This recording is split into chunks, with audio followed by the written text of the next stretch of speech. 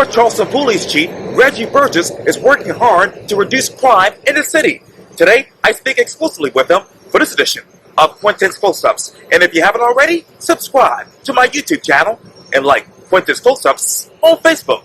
North Charleston Police Chief Reggie Burgess, welcome back to Quintin's Close-Ups.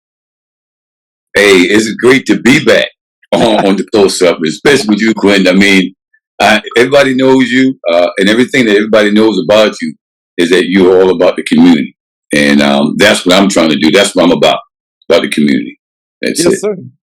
So when you're walking around the community in North Charleston, what exactly is the community asking you about, and what do the community wants from your police department right now? Well, it's strange when you say that, because if you had asked me that back in 2018 when I became the chief of police, the folks would normally say, well, Chief, we need more police, in the neighborhoods, riding through, checking on things. But most importantly, the folks would ask to have officers to be out of the cars, walking the beats, our bike team as well. And that was the conversation back in 2018. But since then, with the rise of violent crime throughout this whole world, the pandemic, so much has been going on. What the citizens are asking for right now, they're really asking for a better understanding between law enforcement and the community, because I think the community has actually realized that we have to do it together. So I think that the law enforcement and the community, especially the communities, individual communities, as well as nonprofits, faith-based community, and the community that's the exterior community, which is the business side, everybody's feeling that same situation. So the questions now are how can law enforcement and people that reside in the community, folks who actually bring resources into the community, how can we work together to bring down violent crime? That is the question. Wow. So, Chief, what is the current violent crime rate in your particular city? Well, to be honest with you, we had 33 homicides on last year, 33. We're at 29 right now. We have 29. So, of course, we don't want one homicide. One homicide is too much. But there are situations that's going on in our communities, Quintin, that law enforcement have no clue that these things are going to occur. And when they happen, basically we all the folks that they're in the aftermath. We couldn't prevent it. We could not stop it. We didn't know anything about it. So we're coming there to actually investigate it, create the crime scene, and try to bring somebody to justice. So yeah, that's what's going on. So, Chief, what are those hidden crimes that your police department are just now finding about? Well, there's not really too many crimes, to be honest with you, that's hidden from us. Because if you look at your state statute book, it talks about all kind of laws. And the laws are put together based on the criminal activity. So there's not too many. The thing that we're actually finding that's different now is maybe more crypto type, financial type, frauds. That's kind of new.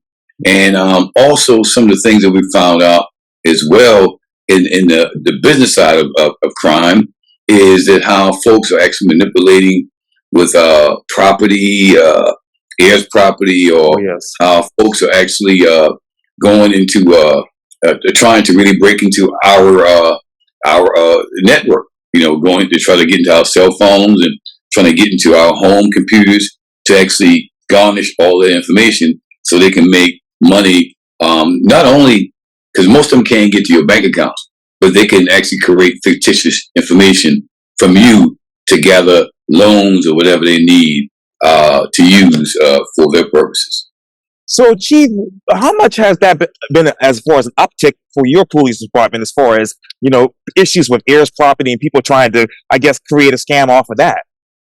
Yeah, it's kind of wild, because when we actually work on things like that, it's more of a civil situation. But like I had an officer to go to a piece of property, and he was called by some of the community people, folks that live right next door. Right. So he gets out there. There's a guy that's working on a home, and the officer didn't have a clue. He was thinking that this person was going into the house, stealing copper from the plumbing, removing things that they had no right to remove because he didn't know or had an indication that person was there legally on the property. But then once the person who's there, who actually is refurbishing the home and trying to build the home up, they have to go through a conversation so that then when that information is shared, then I also understand this is a legitimate person, at the property. But the folks who called it, made the call, they didn't relate it to law enforcement that these folks are actually refurbishing it. They were thinking that folks is in the home illegally. So we get that. We have to kind of pump our brakes because when somebody breaks into someone's home, we put ourselves in that position. How would we like, how we feel if somebody breaking into our home? So we want to get there to stop the perpetrators. Yes. So, and you talk about that crypto problem that's occurring in the city. When exactly did that start? Well, to be honest with you, I think it's been going on for a while. It's just really not something that's, I said, it's like broadcast. I was at International Association of Chiefs of Police in Dallas, Texas. Oh, yeah. And I went to one of the vendor there, and I got a book, and I was reading it, and I was like, wow. And I talked to my guys, and we're seeing it because you got to realize now, Quintin, the majority of the banks, the big ones or small ones, and majority of the tellers are in North Charleston. I mean, in North Charleston have the most, we have everything because we're the hub of the location, hub of the low country. So when people come through the hub, they want to either stop at a teller or go to a bank because they're going to eat out of the North Charleston or shop and spend money. So you have that. You have folks out there, Quintin, always trying to find a way to get over illegally. And if they could actually try to find a way to get through your account system or try to actually just get into anybody's livelihood, because you have a lot of folks with fixed incomes. You got these rogue calls telling them they got to pay. And some folks are feeling, because I got one when I was in Dallas, Texas. Wow. Yeah, they were telling me about a light bill, which is direct deposit, to the account. Wow. And my wife sat there and looked at me, and I was like, and they would tell me, well, hey, you hadn't paid your light. Like, my wife, like, everything is direct deposit. And she said, Reggie, hang up that telephone, and then I hung it up, but I called her back. When you call her back, nobody answers. So wow. Just imagine, I'm the chief of police, yes, and I received those road calls. Just imagine the elderly folks or the folks who actually live in a fixed income. You can take an advantage of people like that, and that's not right. Chief, I know that the current mayor actually values tourism and business in the city. So how will you all hope to keep attracting tourists and businesses with violence so high in the city? Well, what we do in North Charleston is that we have a great relationship with our business community. Not only the big ones like Boeing, Mercedes, or Air Force Base and Tanger, but I'm talking about Sanders Brothers, and I'm talking about corporations at Firehouse and all these, different entities. We have a great relationship with our businesses and Bertha's Kitchen and everybody. So what it is that whenever we have any issues or if any issues arise, from those business communities, they know who to call. And if they can't get my detectives, they know how to call and get in contact with me. But what we do, for example, what we do is that we work together. If we have any information that's sent to us either through the internet or through contacts of law enforcement agencies throughout our nation, we're actually forwarding it to the groups that are out there and advising them what's going on. I had a good conversation with a business owner in the city of North Charleston that's reside right by North Charleston High.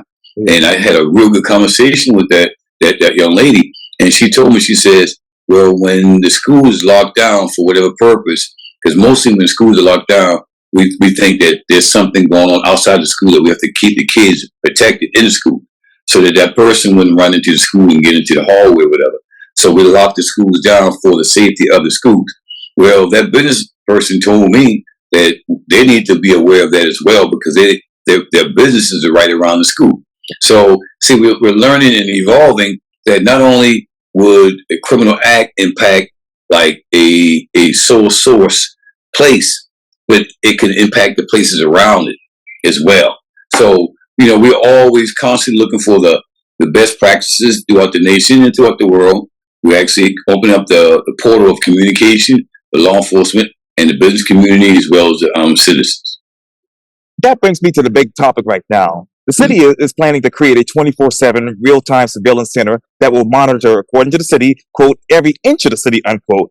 As of April of this year, this plan for the so-called Joint Operations Center will include the purchase of 745 surveillance cameras, 34 automatic license plate readers, a data dashboard for compiling surveillance feeds from privately and publicly owned cameras, and walls of video monitors.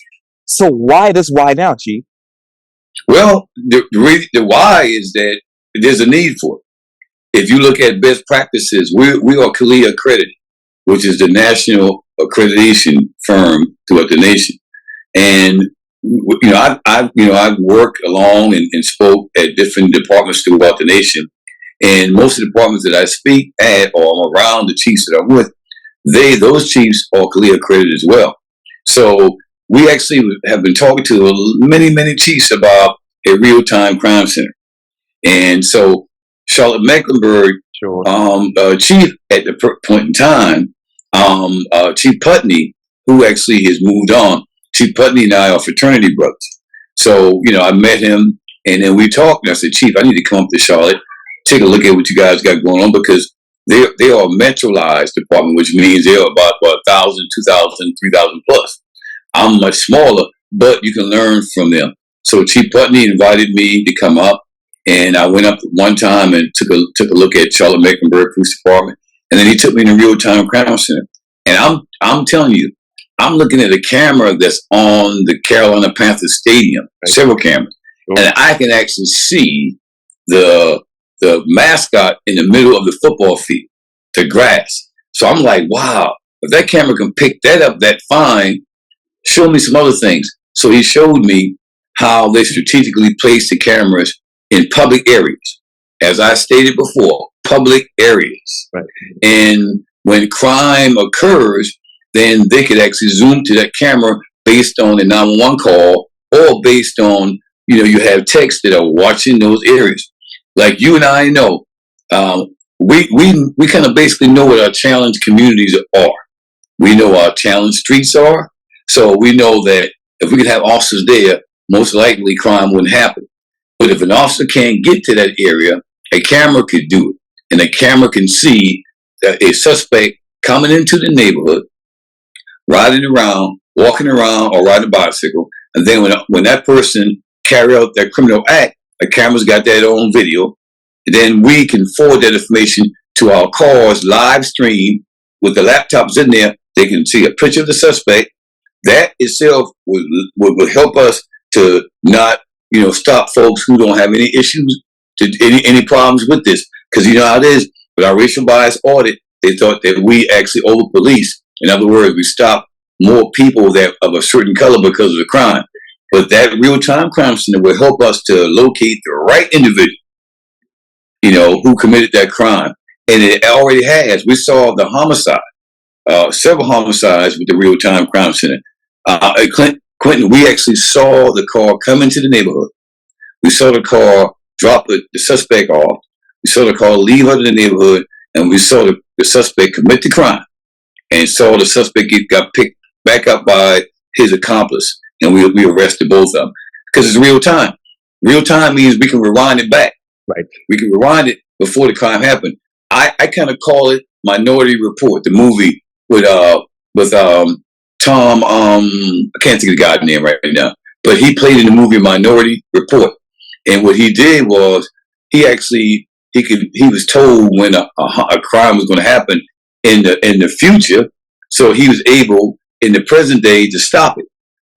So our situation with the Joint Operations Center, real time, won't happen like that unless we have our eyes on the areas that most likely crime will happen at.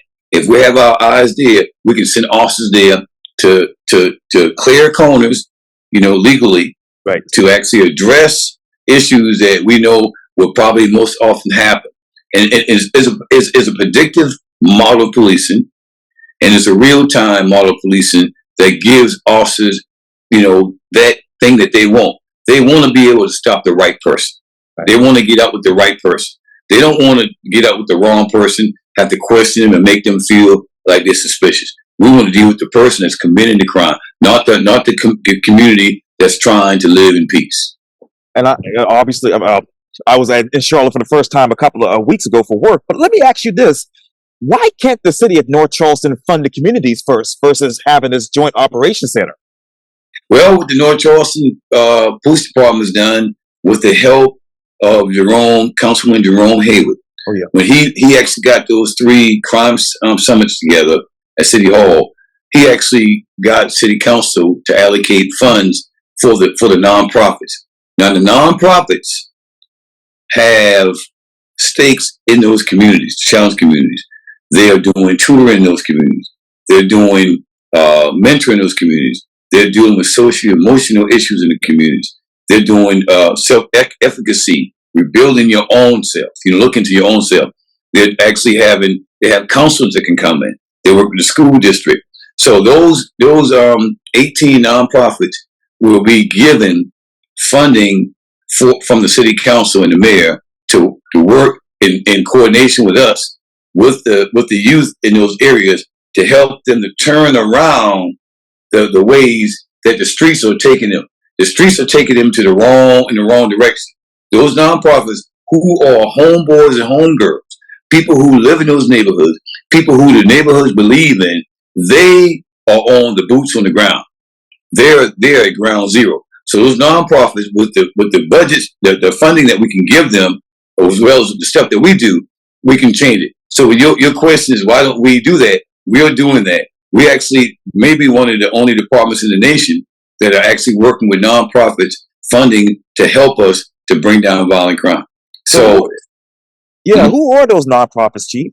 You have BOLD, you have Community Resource Center, you have Core for Success, you have DEEP, you have Million Strong, you have MUSC, Racial Justice Network, Real Champions, YAP, Soul Harvester, Positive Vibes, the Mental Hope Network, North Charleston, South Carolina Youth Resistant, Fraser Foundation, Beyond Our Walls, and Everyone Voice Matters. See, those are the ground zero people, Quintin. Those are the people that the young kids and the young adults see every day. They know them. Some of those people are ex-offenders. They spent an enormous amount of time in either jail, state, or federal. So they want to help change things and make it better. So when you ask that question, that question needs to be asked for other agencies.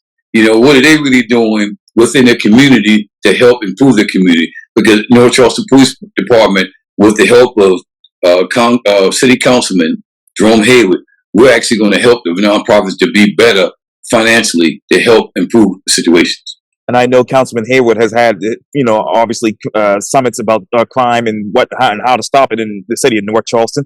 But let me ask you, why didn't the city of North Charleston hold any public hearings about the center first with the public? About the center? Yes, sir. The joint. Yes, sir. Oh. Well, to be honest with you, we went to Charlotte Mecklenburg twice. We took some of the city council members with us the second time. Then we went to Mobile, Alabama. We went to Myrtle Beach, and I think a couple other agencies that have real-time crime centers. A real-time crime center a lot of agencies have them throughout the nation, and City of Charleston has one. Yes. They have cameras over the places, and there's other agencies in the state. What we want to do was to actually meet with our counterparts who have these systems, because we do things strategically. Once we met with them, we want to take a look at ourselves and see, hey, can we get this done? Then we realized that we have main thoroughfares. I've been born and raised here. The main thoroughfare in the middle of the city is Rivers Avenue. Right. On the other side is Spruce. On the other side is Dorchester and Meeting. So you ride up down there, and then the midpoint will be Ashford Phosphate, Cross County. So everybody has to either jump on or jump off those main thoroughfares to get around North Charleston. So, Quintin, when you asked that question, why did we do it? We did talk. We spoke to survivors of homicides, and those are the mothers who had lost their children and we asked them, how could we do a better job to try to prevent, somebody else's child from actually dying the way that their children died.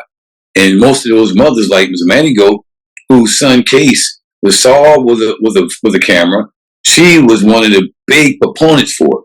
She said, if you had more cameras, Ms. Brown, whose son got killed on Liberty Hill, on Luella, same thing. They said we need to have more cameras. And the reason why they told us about having the cameras, this is what they said, Quintin. The code of the street of stop snitching is more powerful than you and I can imagine. You have these young men and young ladies that are victimized by violence and they are killed. But when it's time for people to stand up before the solicitor's office and before a court, then they get hush-hush. They don't want to talk because snitches get stitches, right? So guess what, Quintin? The mothers who actually are survivors of homicide, they said we will defeat that code word because a camera can tell what's going on. If you, as well as you know, as I know, the days of officers going in courts because what has happened with the social unrest, things that officers have done in court that wasn't righteous, affidavits that was written up by police officers weren't right. The courts and the juries do not believe officers the way they did when I first came in 89. So it's different now. So not only do we have to prepare a case better now, we have to have physical evidence that you can view. The eye in the sky don't lie. So if a video is shown and is not enhanced, people in the jury and the judges could take themselves back to that and realize. So yeah, we went to some of the community folks. Survivors of homicide want us to do it. City council want us to do it, and that money was allocated with funding that came out of other funds than that the mayor made sure to have. What other funds are you talking about? I mean, it just not within like my budget. See, I have a budget. Right. It didn't come up my budget. Right. Yeah, it didn't come up my budget. Yeah. So what budget did it come out of? Oh, I don't know, but it didn't come up my budget. I am still operating my budget the way I need to because if I took $3 million of my budget, it would hurt tremendously. And my service to the community. So the mayor and city council find other budgets that they had money that they came from. I know all about jury duty because I just did that 2 weeks ago. But let me ask you, could this, with this joint operations center, could this lead to criminalization of gentrifying neighborhoods in North Charleston? Well, I don't want anything to lead to anything that will be harmful. The cameras that we will have, Quintin, will be in the public, in the public. We cannot, for instance, let's say you live off of Durant Avenue and I have a camera on Durant and Mixon. Right. That camera does not move. It stays there in the public access. The only way I could get camera footage from your home, you have to sign up on our program called See Something, Send Something program. And believe it or not, Quintin, we have a tremendous amount of more cameras that are signed up from citizens than we will have with our real-time crime center. So how many of those are right now in the system? We've got, we probably, don't quote me on that, I said we probably have 2 times more than we will have with our system. So let me ask you this, Chief. Do you believe, is mass surveillance too much for the city like North Charleston? Well, I believe this. I do not, like I said, I don't want to impede or try to do anything to harm anybody. We all have rights. All we're trying to do is create a safe environment. And what we've learned, Quintin, is this. There's what we call things called sacrifice. In other words, there's a social contract that the community has made with law enforcement and the Constitution.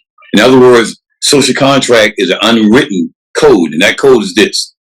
You who are an American citizen have a right to live in your home peacefully and in private, right? When somebody enters your home illegally without your permission, you have a right to, to have that person arrested. So what I'm saying to you, the social contract gives law enforcement the right to act upon when your rights are violated. And what we're saying is with our real-time crime center, joint operations center, is that we have people in our communities, Quintin, that are not like you. You get up every morning and think about going to a job and work. You're paying your bills. You're taking care of your property. You are actually trying to be a productive citizen. We, both of you and I, are African Americans. Our foreparents taught us that. But they also taught us this. There are going to be some people that don't think like you and I. And those are the people who are trying to take advantage of people in our communities. Doesn't matter what color they are. So those are the people who need to be worried about a real-time crime center, not a person like you. A person like you, you will say to yourself, man, the cameras are on the public, and if anybody's out here doing the wrong thing, that camera's meant for them, not meant for you. We will only use that camera or the footage of the camera based on crime or investigating the crime, or if, for instance, let's say you were driving on acid phosphate and Rivers, which is a high, dense intersection, and you were going straight, and the car was turning. The car, you'll have a collision. There's no cameras, at acid phosphate in Rivers Avenue real time. So you're going to court saying, you're telling the officer, well, I was already in an intersection. The officer said, well, he was already turning, and you hit him in the side. So you're saying, well, he turned in front of me. I had the right of way because I'm going straight. That's an argument. That camera system can help solve that. That camera system can show that you were going straight and that person was making a left turn in front of you, and they violate the law.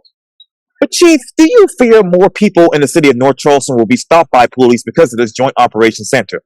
No. The joint operations center works based on criminal activity. Yeah. I mean, we're not going to take the camera and say, hey, because we don't, our state, like some states, like I think like Florida, or I think some states, if you run traffic lights, yes, they'll take a picture and send you tickets. We don't have that. And even if we got to that point, Quintin, we would have to have state statutes enacted, and then we have to have our systems, overhauled to fit the state's need, and that's going to be a whole lot to do.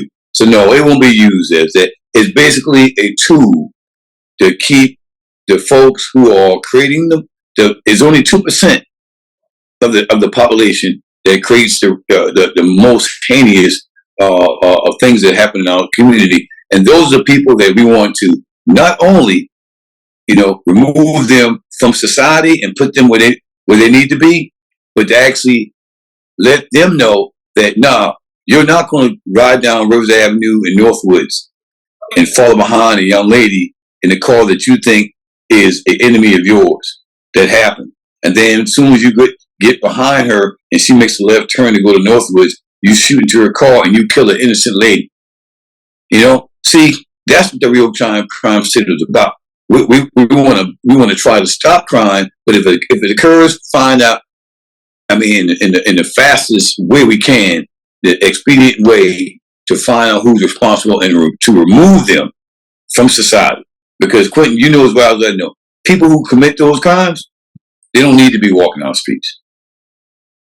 And reportedly, Chief, this will take 3 years to implement, but as you said, they have money set aside for the center already in the FY23 budget. So do you know what alternatives that you are using right now for surveillance until the center is actually completed? Oh, we have cameras up already. Yeah, we have cameras up already. That when I told you we had the homicide, it's cameras up already. But what this would do, this is going to increase the volume of the cameras. Okay. And then place the cameras not only in our challenge neighborhoods, but throughout this whole city. The whole city will have cameras, and we'll be actually, monitoring the cameras at all times. I don't know if you ever had or you ever experienced road rage. Oh no. Yeah, road rage, man. People want to yell at you and curse you and show the guns to you and even fire at you and everything. That would help us. We get calls, a tremendous amount of calls. Like I said, North Charleston's a hub. So traffic, to get downtown, you got to go through North Charleston. To get to West Ashley, you go through North Charleston. Right. To get to Mount Pleasant, and some go. So all the traffic is coming through here, and people are impatient. And then when they get impatient, they want to curse folks. They want to run folks off the road. That's a law that's been broken. So we only want to deal with things that's dealing with the law. That's all we want to deal with. So that would actually decrease a lot of that, because our officers will see it in the cars and know which car to go. If you are the victim, all we want you to do is pull to the side. I want to deal with the suspect. Right. See, when you are a victim, you don't care where the police coming from. You don't care about a real time crime center. You don't want the police to come there to help you. And that's what the real crime center is about. Having our eyes on the issues so we can help our citizens to drive safe, to moving to and fro, shop safe, and live, be in the city safe. That's it. Diversity. I know that the police department, according to statistics, are mostly Caucasian. So with a city that is mostly African American, Chief, where is the diversity in your department? Oh, I'll actually get the numbers, and I think you will be very impressed with our numbers since I've been the chief of police. Because, being a North Charleston kid, I know all the communities in the city. Sure. I grew up in all African American communities that are historical. So, yeah, people have always been saying to me since I became a cop in '89, man, you guys need to have more people that look like the people you serve, or be in the neighborhoods like not only blacks but Hispanic and Latinos, Asians. So we recruited all. We've got Arabs, we've got Jewish, we have Irish, Scottish, we have African Americans, we have Africans, we've got all. And what we do, we look for the best candidate, but we look for anybody that's willing to help us to make things better for our citizens. So I'll get you the statistics, the stats, and then you take a look at them. And I'm pretty sure you will be impressed to see how our recruiting is going, because our recruiters go out to all the historical black colleges and universities in the state and out of the state. They go to Florida, they go to Georgia and North Carolina, as well as they go to all the high schools, and they go to the military installation when folks are retiring, and they go to the other traditional colleges and universities throughout the state, technical schools, and we recruit hard. And I'll be honest with you, Quintin, we don't have a problem recruiting. It's just with us is getting them to the academy. So our department, you're right, our city is half and half probably, but our department is evolving. But we must remember this, Quintin. Just like you and I are African Americans, who are the best recruiters for African American people to come to law enforcement? You and I are. You know why? Because you and I look like the people that we think should be more involved in law enforcement. If you and I, your black friends, your black family, if you're talking to your black friends and black family about how honorable this job is, they'll step up and come in. So black folks are the best recruiters for black people to come into law enforcement. The communities, the churches, the playgrounds, the areas that African Americans or Hispanic and Latinos and Asians, places that they go normally. When they go normally to places, they're around people of their kind. So who are the best recruiters? They are. So we need those people to step up and talk to the folks and say, come on, we need you to get involved with law enforcement, and then bring them here. And do you believe that parity hiring based on demographics is actually good for the city? Well, I'll say this right here. Being here all these years, we want things to be as even as we can make it. We want it to be as even as we can possibly make it. But this is the real world.